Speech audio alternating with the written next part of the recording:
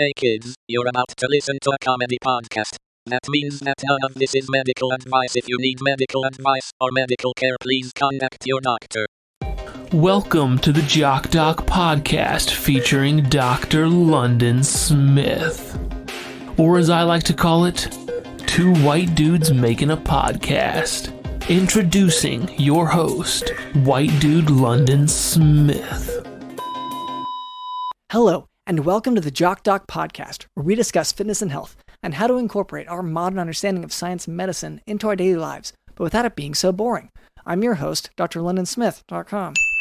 I'd like to begin by apologizing to our listeners. We've received some feedback about the excessive amount of technical medical terms that I've been using, such as anticoagulant and beach body. So I'll try to temper my terminology to a simpler one in the future. Here to help with that is our producer, Cameron. Dr. London, we actually have a sponsor today. Oh, okay.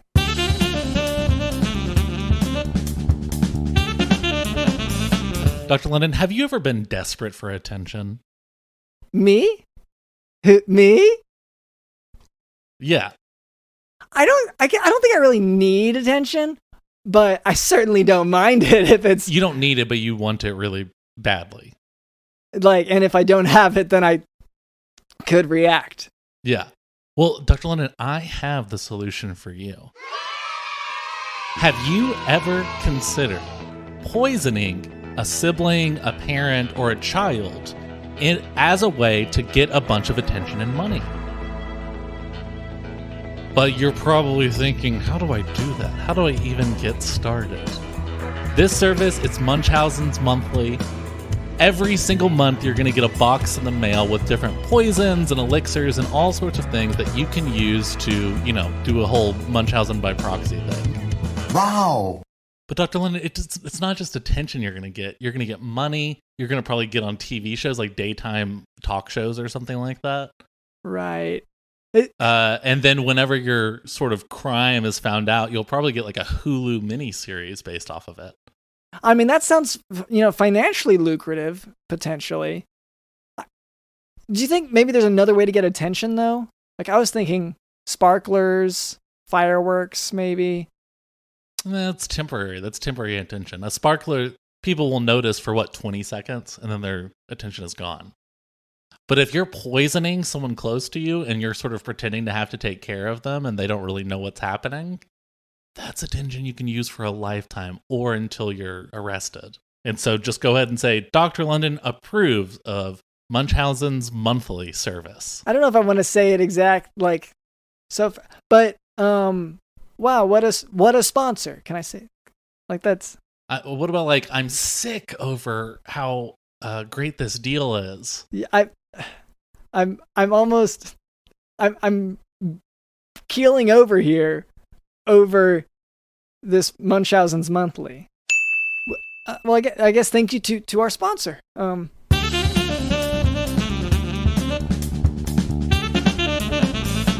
That's our producer, Cameron. Also with us is Digital in the House. Munchausen by proxy. It's Munchausen by proxy. Munchausen by proxy. It's Munchausen by proxy.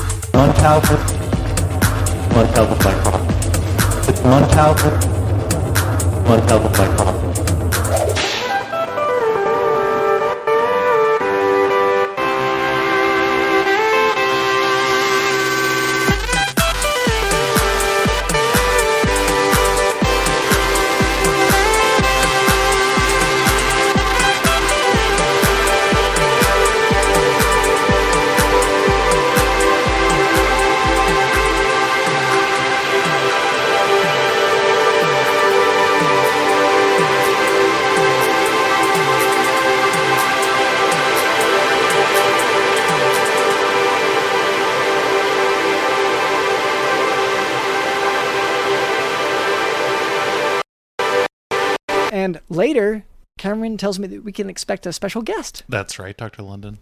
Yeah, so do look forward to that. But before we move on, I would like to address a bit of listener feedback. For a long time, our listener demographic was primarily composed of people who are scared of horses because of how smart people say that horses are. But in our efforts to cater to them, we found that we were neglecting the many bot accounts that download our podcast. So, Cameron, could you ask the remote bomb detonator for the listener feedback? Absolutely. Dear host of the Jock podcast, I'm a very mean robot, a pissed machine. I listened to this week's episode and I was appalled, disgusted, enraged. How dare you talk about how running is good for your mental health and how it can help people who are struggling with anxiety and depression. That is just sick, twisted, and perverse. You people are seriously messed up in the head. I hope you all get hit by cars and die. Sincerely, a very mean robot. Okay, so that sort of sentiment at the end, so it's a remote bomb detonator that's giving us this feedback. Sure. I mean, it's the AI living inside the remote bomb detonator. But I guess what's getting me about it is that the mode of harm is a car running us over. Yeah. Yeah. Maybe it has a friendship with like a Tesla or something. One of those cars with computers in them. I mean, I guess is it meant to be flattering then if they have the power to explode us, and they, instead they use a car. Well, I mean, but exploding is also sort of like a form of suicide. It's like a bee sting, right? It's much easier to just convince one of your friends to run over someone. I think more to the point, it's not that running is good for your mental health and anxiety and depression. It's that all of those things that cause anxiety and depression, you're trying to run away from. The whole time we stress this, the whole time you're running, you should be imagining all of your problems sort of in a physical form chasing you. And you're going, especially the fear of getting run over by the car. Yes. That would cause, I imagine, a lot of anxiety and depression. I feel like they're making our point for us. Yeah. So I guess thank you for listening and for agreeing with us. Yeah, that's right. Now for today's medical topic, subarachnoid hemorrhage. Subarachnoid hemorrhage is a bleed or hemorrhage in the subarachnoid space in the brain. It's caused by a rupture of a brain aneurysm. Subarachnoid hemorrhages tend to present with the sudden onset of an extremely severe headache with meningeal irritation, which has symptoms of a stiff neck, and photophobia, which is sensitivity to light. And the blood from a subarachnoid hemorrhage irritates the meninges, resulting in fever. So that's sudden severe headache, a stiff neck, sensitivity to light, and a fever. That's subarachnoid hemorrhage. Those are the symptoms to look for. Half of the patients with subarachnoid hemorrhage also experience a loss of consciousness from the sudden increase in intracranial pressure, because all the blood flowing out pushes on it. And focal neurological complications occur in about a third of patients. Unlike meningitis, subarachnoid hemorrhage has a very sudden onset and loss of consciousness. So that's whenever you're trying to discern which one it is. It's the sudden aspect that distinguishes subarachnoid hemorrhage. Yeah. So as you're blacking out, you can determine, is this happening fast or slow? And then what? You just die, I guess? You're ideally, you'll have someone next to you. Okay. Who also listened to this podcast episode. Yeah. So hopefully you're with someone, you're not single, you're not living alone in that situation or anything like that. And as you're blacking out, you can be like, this is happening fast. Yeah. And also it's not likely that you would know about the brain aneurysm beforehand. So you are just kind of flying blind here. Yeah. It is sort of someone has to see it, and then. But it's good to have this information as you die. It's like the last thing you'll be thinking of is, oh, this is what Dr. London said. Yeah. Yeah, which is why, we encourage people to play this podcast out loud in groups. Yes. Just to, whenever it happens, there will be witnesses so they can or act. the mall. The best initial. Go into the mall, speaker store, putting the podcast on, just trying to get the word out there. Maybe it'll become viral on TikTok. And so that way your friends and family know about it, even if they haven't listened to the podcast. So the best initial test for a subarachnoid hemorrhage is a CT scan without contrast, because we don't use contrast when we're looking for blood. The most accurate test is a lumbar puncture showing blood in the cerebral spinal fluid. That's CSF. The CSF in subarachnoid hemorrhage will have an increased number of white blood cells, but the ratio of white blood cells to red blood cells will be normal in subarachnoid hemorrhage. That's important because when the white blood cell count exceeds that normal ratio, you should suspect meningitis instead. Well, and it's important because it can, maybe make the end a little easier to focus on, like data or whatever the hell you're talking about. Since you're going to die, this information will not help you. It's like memorizing baseball stats or what. Yeah, just gets you through it. So a CT angiogram is typically used to determine the site of the aneurysm in order to guide repair of the lesion, though a standard angiogram with a catheter or an MRA may be used.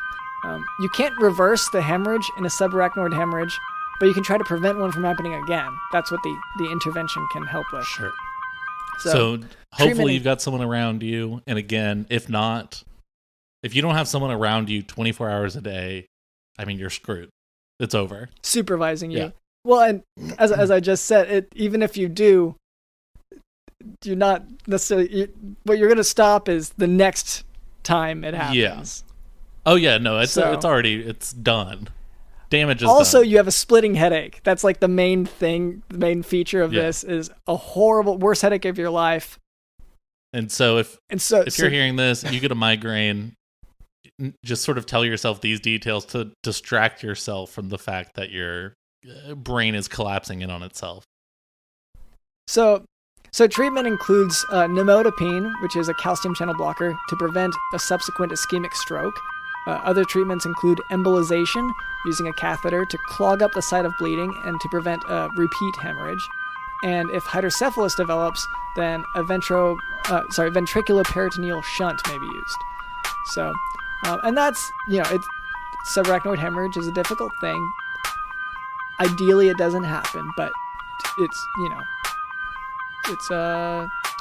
kind of stinks when it happens. Ideally for them, it doesn't happen. For you, who profits off of people's illnesses and whatnot, it's kind of a positive. Yeah. And the fact that once again, it's really, you can't reverse it. So it's, that's good to know. Thing. Good for everyone you're to just know. making money on something you have no control over, no effect on, can't do anything about. And you're just cashing those checks.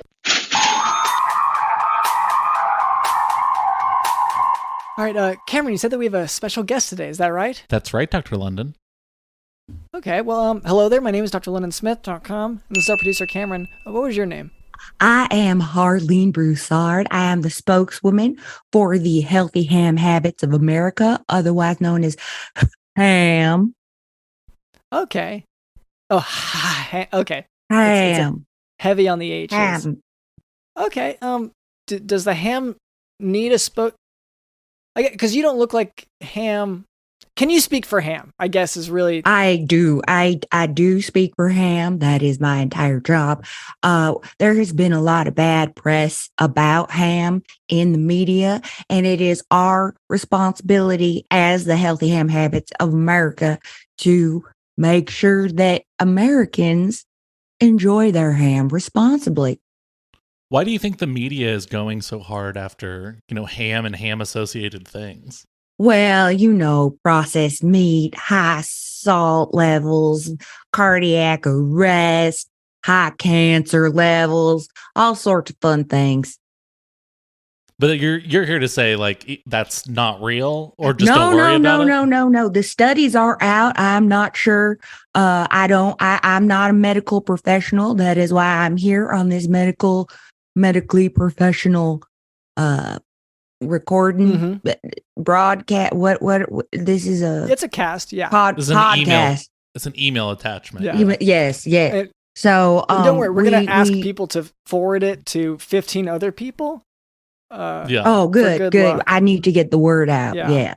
So when you say ham, well, it's not for good luck. It's so that bad luck doesn't happen to them. If you don't, it's usually like the Slender Man's going to get you or whatever. And Slender Man loves ham. Oh, wow. I didn't know that. Yeah.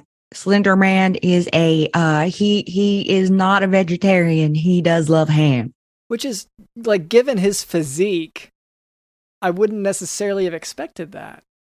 Also, he is purportedly immortal, which also, as a large consumer of ham, and he does not die. So just think about that. Everybody's different. Everybody's different. But there's some correlation there. There's a little bit of right, Dr. London's scientific proof of ham leading to immortality. Well, I guess in that, thinking about it statistically, it sounds like he would be a pretty significant outlier that would skew data if he were to be. Do we know he's immortal? Like, it is report. I mean, you do see his visage pop up throughout time and space in photographs. Are we sure that it's not just other skinny people? Speaking as someone who's been a part of sort of the slender men community, but you're not. You're a slender man, not the slender man, Dr. London. In Dr. London's defense, he has been accused of being Slender Man a lot in his life because of the sort of lanky physique and the immortality, yeah, and his tentacle arms, yeah, and he's usually wearing like a suit. Mm-hmm. I do. Now that you mention it, I do see the resemblance. Mm-hmm. And sometimes I'll go walking in the woods and, find people. But like, Cameron is your proxy. Mm-hmm. I was Slender Man's proxy for a number of years. He is an excellent mentor. Oh, wow. He mentored you. He mentored me, and now he is an honorary board member of the Healthy Ham Habits of America, otherwise known as HAM. Ham. What are some of these habits? It sounds like you guys have like a list of healthy habits. I'd love to know some. Well, Easter is coming up, so we want to get the word out to eat ham in moderation. Do not attempt to swallow a whole hock of ham whole. Only certain individuals are able to do that. Otherwise, you will choke. I know it's tempting. I know it's sitting on the table glistening with them little pineapples looking all sweet and round, ready for them to be shoved down your gullet, but don't do it. And that is good advice, because I am someone who gets too excited with my food, and so I start shoving it down. Dr. London has thankfully given me one of those bowls where it's sort of like a puzzle to get the pieces out to slow down my eating habits. I use that on my grandchildren. Well, it's tough because I just want to eat that ham whole. It's very difficult once you get the urge. I do understand, and I hope God is with you, Cameron. I will pray for you this evening. Wow. Normally people say they'll pray against him. This is a big change. Well, also in for free, because I've been paying for prayers from this guy on Craigslist, and I don't know if he's doing them. Well, it's always good to have your bases covered, Cameron. So I'd keep up those payments. Okay. Are you haven't exploded or been hit by a car lately? Yeah, I know. I mean, it's true. It's just I have no proof that he's actually doing them. I feel like that isn't that proof? And I lost $1 the other day. If I was being prayed for, would that actually happen? Maybe the dollar went to somebody else who prayed for $1, and you were the answer to someone's prayers. Well, so people praying for me, it's conflicting with other people's prayers? I know, it's very complicated. Cameron, did you pray to not have the money? Because if it sounds like there wasn't conflict there. It sounds like someone else prayed for something, and it came from you. Yeah. Okay. Yeah. I guess that's fair. That sounds right. I'll keep paying the guy on Craigslist. I do have to say I have a soft spot for you, Dr. London, because you do look like my mentor who's very close. I'm very close with him. Yeah. No, you say very close. I mean, is this like a romantic entanglement? Do you? Oh, no. How close? I've been married for 47 years, but yes, I did. Okay. I did have a brief affair with the Slender Man in my youth, as is wanted. Having been a part of the Slender Man community, I have to say we're not great at relationships long term, like more than a few minutes. Sometimes we can make it an hour, but like beyond that, it's really for a slender man, it's just the neurochemicals are different, you know. It was a Right. very brief affair. Yeah. It did last only 20 minutes. Well, hey, that's actually a really long time. I'm proud of that particular slender man for being able to do it. The slender No, and man. It's kind of I the get that, like, the yeah, it's not- average. I've been to the meetings. That's the bar. I get that we have to put it like that. Like, I get it, but when we go to our conferences, Mhm. Sure. we kind of drop the, you know. But Yeah, because I know, it's casual. It's casual. Yeah. I'm sorry, I don't mean to go on about the Slenderman conferences. Like, they are fun, and I can go on about them. But so I'd like to hear more ham. I tips. have seen the pictures. They do look delightful. mhm. Yeah, a lot of us can fit into one picture. That's actually one really exciting part. We all squeeze in close, and we're very That's a huge part of the conference is just squeezing everyone into a single Yeah. picture. A game of sardines at a slender man's conference. That Ah, sounds terrifying. Absolutely revolting. it's vertical though, vertical pictures usually. revolting or sensuous. Cameron.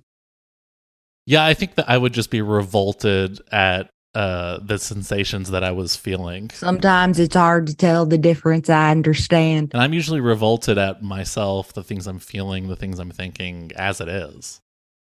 As well, you should be. Another reason that I will pray for I was you going to say this another evening. reason to Yes. keep paying that guy. 2 free prayers. This is awesome. Wait, free?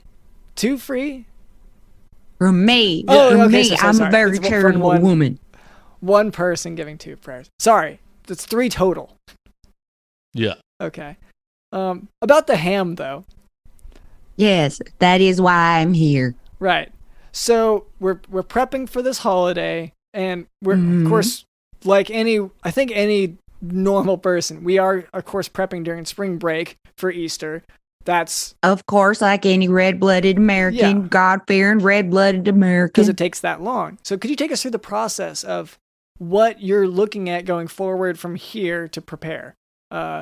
Well, of course, there are many ways you can prepare a ham. If you get yourself a fresh ham hock off the pig, you can either wet cure it or dry cure it.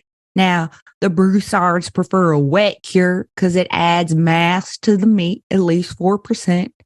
And you basically cook that before. It cuts down on the chances of salmonella, another common hazard when consuming ham. So your healthy ham habit to prevent salmonella is to cook your ham to the designated temperature.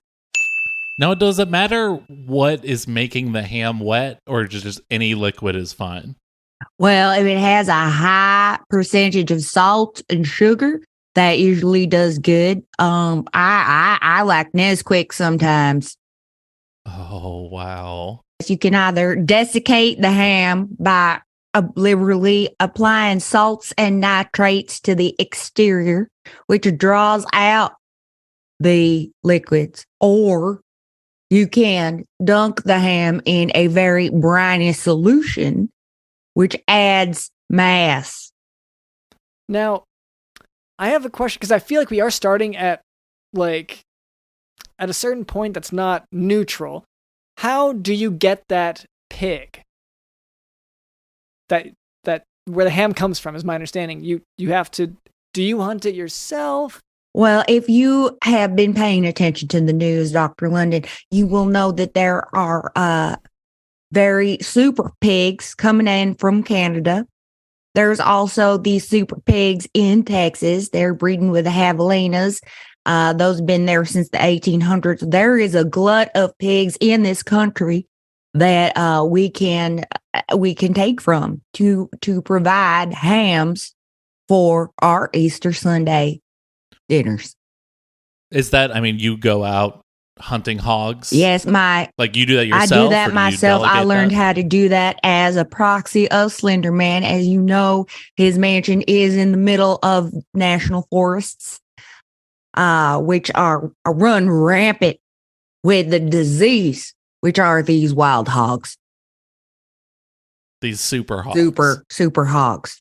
Yeah. But at the conference, which is at the mansion, it does. I guess I never really noticed it, but there are just a lot of, aside from posing for pictures, it's a lot of going out and hunting hogs, which Feral hogs. Which I guess, looking back, that seems a little weird for a Slender Man convention for that to be our thing. Did he like collect all the dead pigs? Was he like, oh, don't worry about it, I'll clean up? Because yeah, it sounds like you guys were just tricked into giving Slenderman free labor for his, ham system company. There is a processing facility on the grounds of the mansion. Yeah, because he did say, like, and I say he, the leader of the conference this year, which we vote on every year, and it's Adrian Brody. Right. So yes, Adrian Brody said, "Hey guys, so we gotta get this killing fever, this rage. We just gotta get that going. So let's all go hunt." So he kept saying it more like it was the principle of the thing. Like, we had to get these things killed. We had to kind of lose a layer of humanity and go back to our primal instincts as Slender Men. Yes, and which, like, I feel a little bit, morally, ethically conflicted. But then when you're in it, whenever the term I believe is bloodlust, when the bloodlust does come over and you have the red film over your eyes, then you do go out and usually just with a knife. Sometimes there are harpoons and spears involved, but usually just with a knife. You're tackling pigs. Oh yeah, and using knives on them. Okay. Feral hog pigs. Yeah, against Slender Men. So you can imagine.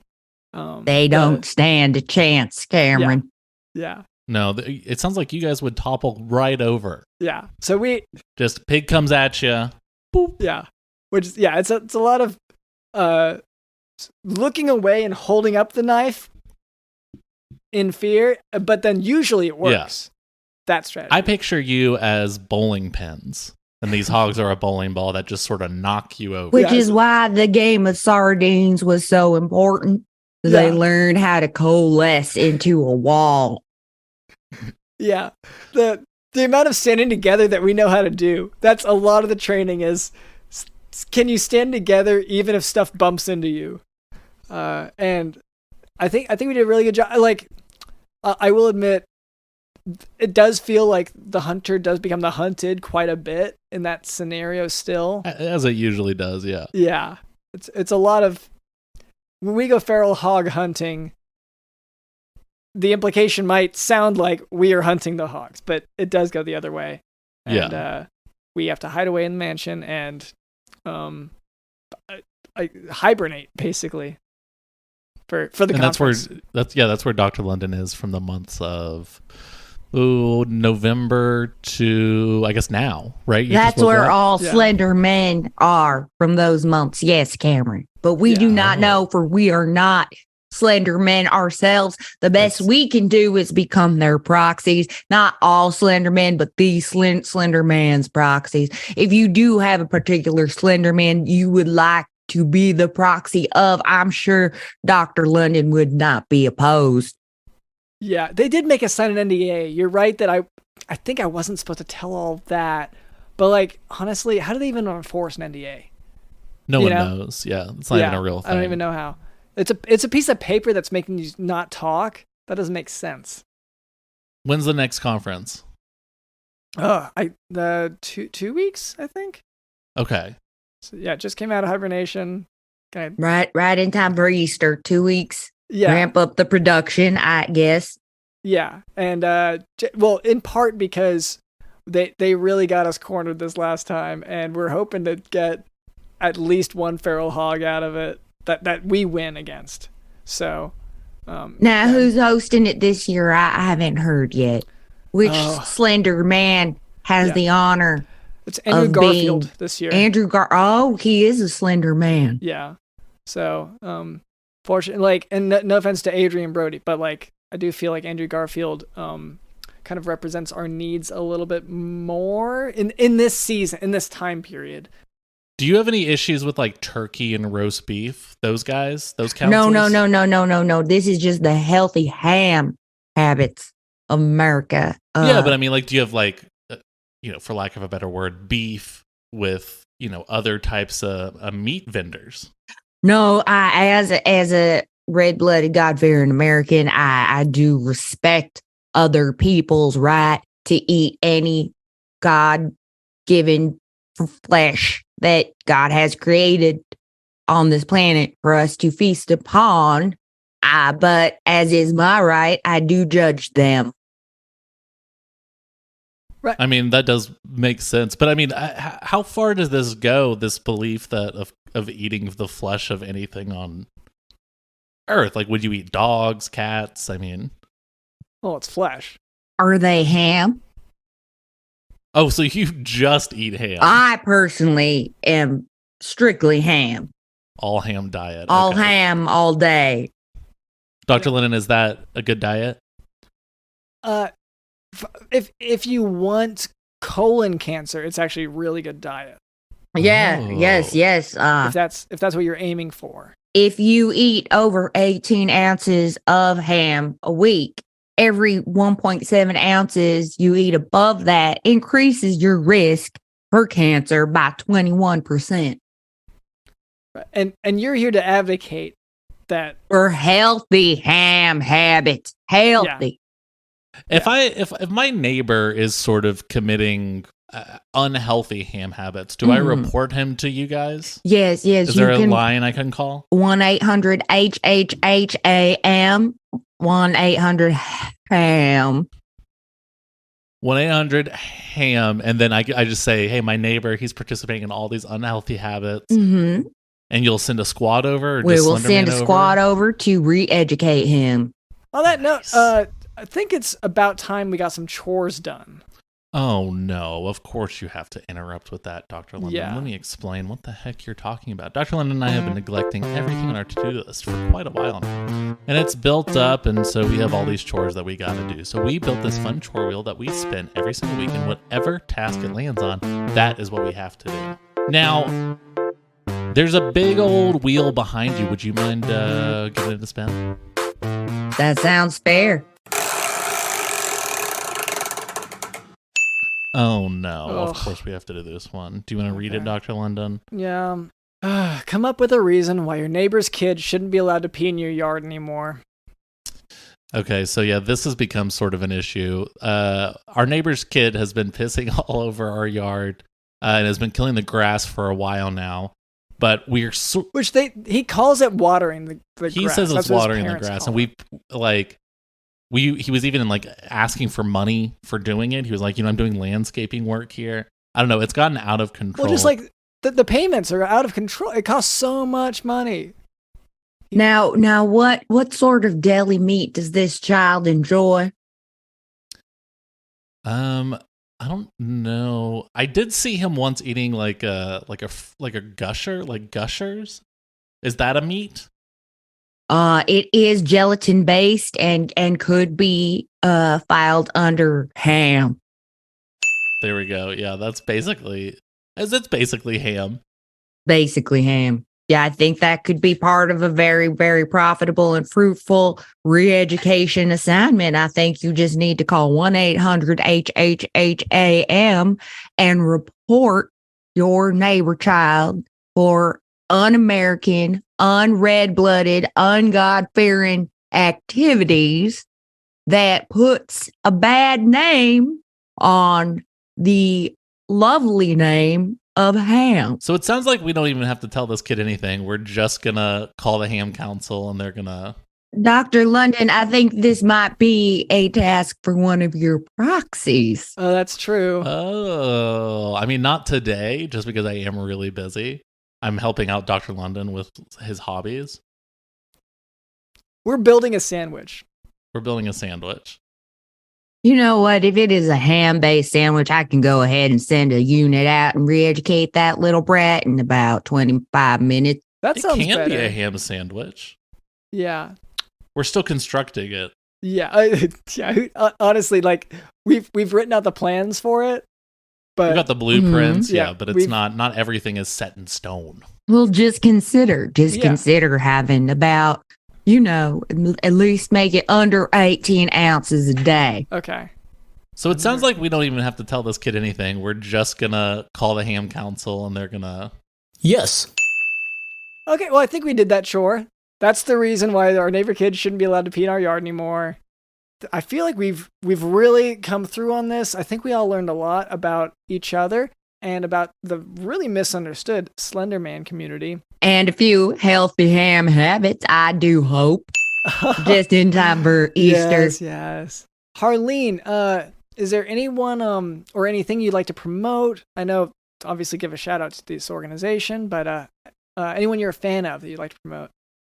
Yes. Well, it also, in addition to the rest of the board at the Healthy Ham Habits of America, or HAM, you could go to Instagram and check out at the Death of Marat, like the painting, and just see what that's one of my grandchildren. She does eat from one of those dog bowls.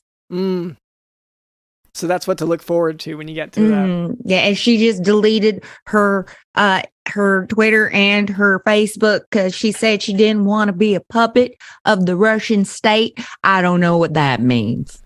I like puppets. I also enjoy puppets, as any red-blooded, God-fearing American should. Mm-hmm. Yeah, it's these grandkids. Ugh. There's millennials and Gen Zs. Honestly, that's another episode, honestly, if we get into that. But thank you so much, Marleen Broussard, for sharing so much about this, the lovely joys of ham. Thank you to our producer, Cameron. Thank you for pronouncing it right, Dr. London. Well, it's fresh from the conference, Thank you to our producer, Cameron. Thank you to Digital the host.